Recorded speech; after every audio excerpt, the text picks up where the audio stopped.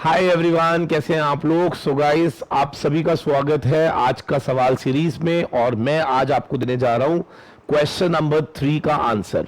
तो question number 3 के अंदर एज यू ऑल नो कि मैंने दो क्वेश्चंस आपसे पूछे थे relating to your material cost and inventory management.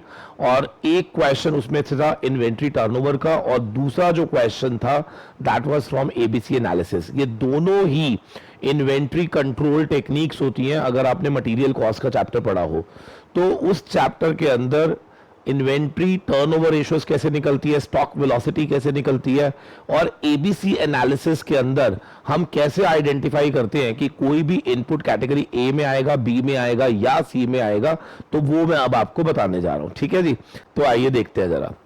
तो सबसे पहले तो आपको एक क्वेश्चन दिया गया था, ये आपके एग्जाम का क्वेश्चन था, दैट वाज फॉर 5 मार्क्स। और इसमें इन्होंने ये कहा कि हमारे पास 6 कैटेगरी के इनपुट्स हैं।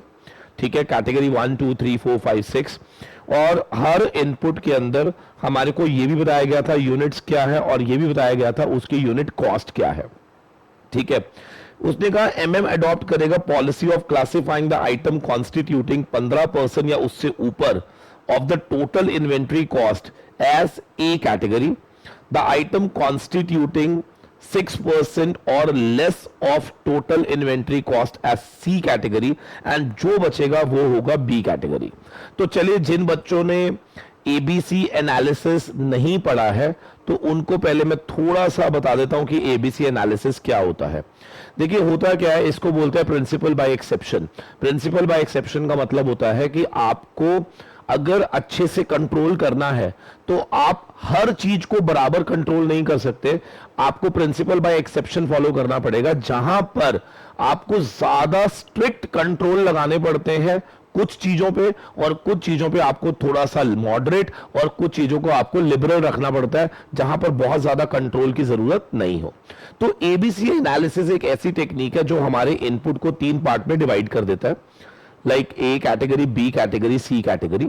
ये जो ए कैटेगरी होता है ना, ये वो इनपुट होता है जिसकी क्वांटिटी की टर्म्स में और कॉस्ट की टर्म्स में हम लोग चेक करते हैं। ठीक है ना, तो हम कहते हैं कि क्वांटिटी की टर्म्स में तो ये सिर्फ टोटल का 10% है, लेकिन कॉस्ट की टर्म्स में ये टोटल का 70% है। ठीक है ना, इसका मतलब अगर मैं ये कहूं कि आपकी टोटल इन्वेंट्री का वैल्यूएशन का 70% अगर कोई इनपुट है लेकिन उसकी क्वांटिटी कम है लेकिन वैल्यू बहुत ज्यादा है, जैसे आपके घर में डायमंड्स है, आप मुझे बताओ ये डायमंड जो है वो कौन सी कैटेगरी में आएगा? कैटेगरी ए में आएगा, क्योंकि क्वांटिटी बहुत कम है हमारे घर में लेकिन उसकी वैल्यू बहुत ज्यादा है। तो ऐसे प्रोडक्ट को, डायमंड को, क्या आप बहुत अच्छे से संभाल कर रखते हो? यस और नो? बिल्कुल सर। ऐसे ही कैटेगरी बी प्रोडक्ट्स क्या होते हैं जो 20% जिनकी क्वांटिटी और 20% ही उनकी वैल्यू। कैटेगरी सी क्या होते हैं जो कि क्वांटिटी में तो बहुत ज्यादा है, लाइक 70%, बट उनकी जो वैल्यू है that is approximately 10%, something like this. ये एक प्रिंसिपल होता है एबीसी एनालिसिस का, और इसी बेस पर ये क्वेश्चन बनाया गया था। तो अब कंपनी क्या कहती है? कंपनी कहती है कि हम लोग क्या करेंगे, रैंकिंग करेंगे प्रोडक्ट्स को, इधर category A product, B product और सी प्रोडक्ट। कैसे रैंकिंग करेंगे? अगर किसी भी प्रोडक्ट की वैल्यू 15% या उससे ऊपर पाई गई of the total inventory cost, तो वो कैटेगरी ए बनेगा। ठीक है सर। और 6% या उससे नीचे पाई गई तो वो बनेगा कैटेगरी सी, और जो बाकी बच जाएंगे वो सब क्या बनेंगे? Category B. ठीक है सर। तो अब हमें क्या करना था, हमें ना इस क्वेश्चन के अंदर सबसे पहले आपको निकालनी थी टोटल कॉस्ट। हर प्रोडक्ट का मेरा टोटल इन्वेंट्री कॉस्ट क्या होगा, पहले आपको ये आइडेंटिफाई करना था। तो आइए देखते हैं जरा। आपके पास पहले में 25 यूनिट्स है, 50 रुपए ईच, तो इसकी वैल्यू है 1250। यहां पर 300 क्वांटिटी है, 1 रुपया ईच, तो टोटल वैल्यू 300। 50 क्वांटिटी है, 80 ईच, तो ये आएगा 4000। ठीक है जी। 75 क्वांटिटी है और 8 रुपए की एक क्वांटिटी, तो ये वैल्यू 600। 225 क्वांटिटी है, 2 रुपए ईच, तो ये आएगा 450। और 75 इंटू 12, तो इसकी इन्वेंट्री कॉस्ट आएगी 900। यानी कि आपको सबसे पहले क्या करना है, टोटल इन्वेंट्री कॉस्ट निकालनी थी और उसके बाद इसका करना था सम टोटल।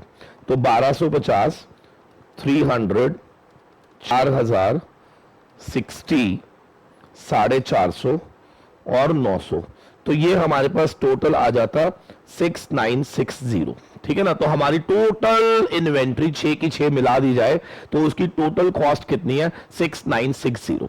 अब आपको यह देखना था कि हर प्रोडक्ट इस टोटल कॉस्ट के कंपैरेटिवली उसका वेटेज क्या है।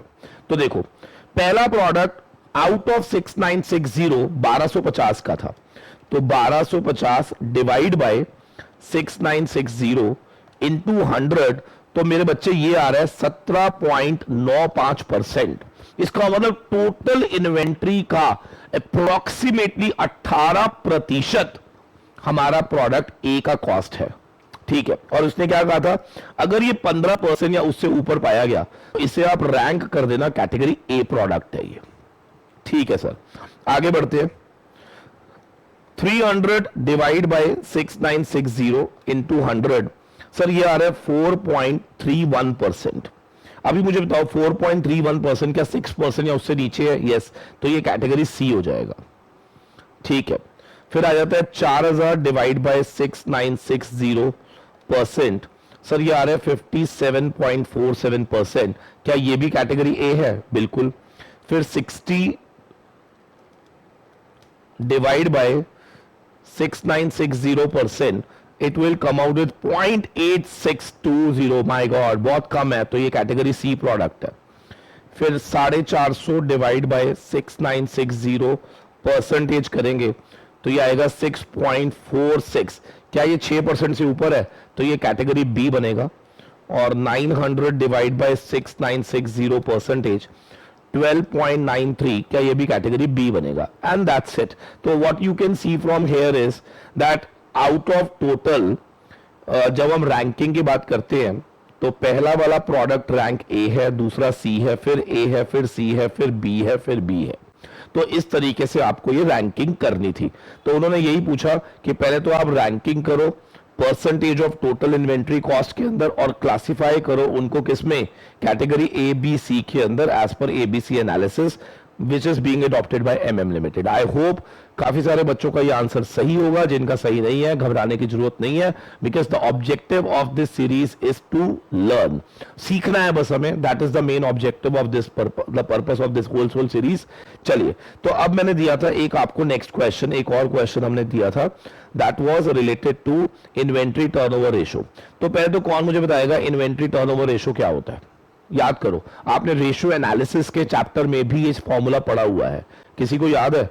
सर इन्वेंट्री टर्नओवर रेशियो का फॉर्मूला क्या होता था? जल्दी बताओ जल्दी बताओ जल्दी बताओ। टर्नओवर रेशियो, कम ऑन यार।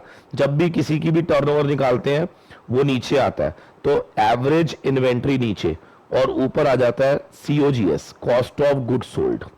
ठीक है जी, ये इन्वेंट्री टर्नओवर रेशियो का फॉर्मूला होता है। COGS का फॉर्मूला क्या होता है मालूम है ना आपको? Opening stock plus purchase minus closing. तो बताओ 30,000। अच्छा, कई बुक्स में कंजम्पशन भी लिखते हैं, कंजम्पशन अपॉन एवरेज इन्वेंट्री, बात एक ही है बेटा। 30,000 plus 90,000 minus 20,000 divide by average inventory, यानी कि 30 जमा 20 डिवाइड बाय 2। एवरेज का फॉर्मूला क्या होता है? Opening plus closing divide by 2। तो ये ऐसे आ जाएगा। ठीक है जी, तो आप इसको सॉल्व करेंगे 30,000 प्लस 90,000 माइनस 20,000, ठीक है जी, डिवाइड बाय 25,000। तो ये आ जाएगा sir inventory turnover ratio 4 times. ठीक है, ये आ गया inventory turnover ratio for material A which is 4 times. मैं साथ में निकाल देता हूं स्टॉक वेलोसिटी। स्टॉक वेलोसिटी क्या होती है? कौन मुझे बताएगा आप में से, अगर आप बता पाओ तो, कि what is the meaning that inventory turnover ratio is 4 times? Can you tell me?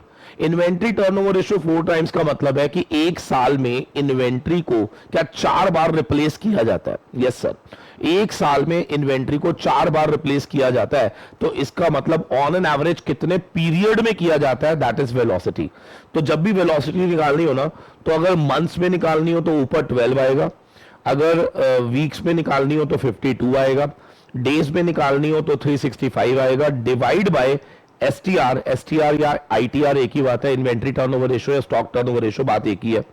तो अगर मैं लेट से निकाल रहा हूं इसको मंथ में, तो ऊपर 12 डिवाइड बाय 4, तो इट इज 3 मंथ्स। इसका मतलब after every 3 month my stock is being replaced. क्या समझ आया जी? बहुत बढ़िया। सिमिलर वे में आपको मटेरियल बी का भी इन्वेंट्री टर्नओवर निकालना है और नंबर ऑफ डेज जब इस इन्वेंट्री को हेल्ड किया जाता है वो निकालना है। याद रखना, नंबर ऑफ डेज पूछा है तो आपको ऊपर 365 लिखना चाहिए था, मैंने 12 लिया है, आप इसको 365 ले लीजिएगा, ठीक है ना। 365 डिवाइड बाय 12, लो जी खत्म हो गया ये। ऐसे ही अब मटेरियल बी के बारे में सोचना है आपने, फटाफट से बताएंगे कैसे फॉर्मूला बनेगा। फॉर्मूला तो सेम ही है, तो ये आएगा 32,000 प्लस 51,000 माइनस 14,000 डिवाइड बाय 32 जमा 14, that is 46,000 divide by 2, it is 23,000। क्या पल्ले पड़ता है बेटा? जल्दी बोलो फटाफट से। और यार बताया करो सीरीज कैसी लग रही है आपको, मजा आ रहा है नहीं आ रहा? ठीक है, 32,000 plus 51,000 minus 14,000 divide by 23,000। Sir ये आ गया 3 टाइम्स। अब इसका भी जब आप निकालोगे नंबर ऑफ डेज, तो क्या 365 बाय 3 कर देना, तो that will give you the number of days for which inventory is being held out. लीजिए, तो आज की सीरीज के अंदर यानी कि जो भी मैंने थर्ड क्वेश्चन पूछा था उसके दोनों आंसर आपके सामने है। आई एम श्योर कि आप लोगों को मजा आया होगा, ठीक है। अब अगला चैप्टर सुन लो, मैं कौन सा कराऊंगा? Marginal costing. मार्जिनल कॉस्टिंग से रिलेटेड लगातार अगले 3 दिन तक आपको क्वेश्चंस देखने को मिलेंगे, and please try to participate और उसका आंसर जरूर दीजिएगा। Thank you very much, God bless you all. मिलते हैं आपसे आज के सवाल क्वेश्चन नंबर 4 में बहुत जल्द with the chapter of marginal costing.